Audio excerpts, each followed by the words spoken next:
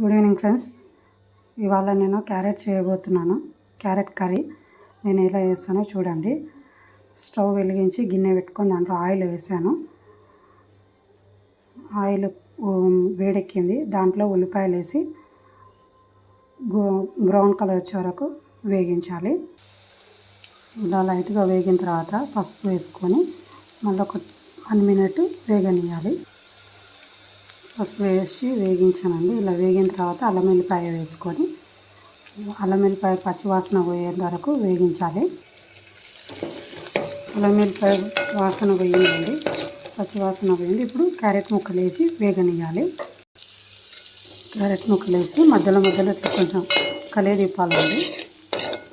ఇలా కలుపుతూ ఉంటే అడుగు కట్టకుండా మంచిగా అవుతుందండి కూర.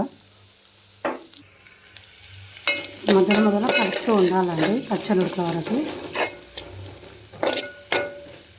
కలపకపోతే కింద అడుగున మాడిపోతుంది, కూర టేస్ట్ వేరే డిఫరెంట్గా వస్తుందండి. అందుకోసమని మధ్యలో కలపాలి.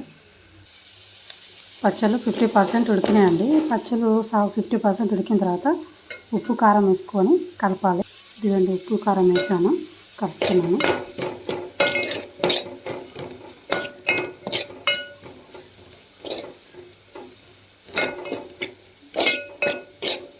ఇలా 50% అబోవ్ ఉడికిన తర్వాత ఉప్పు కారం వేసుకుంటే పచ్చకు ఉప్పు కారం అనేది పట్టుకుంటుంది, టేస్ట్ కూడా బాగుంటుంది.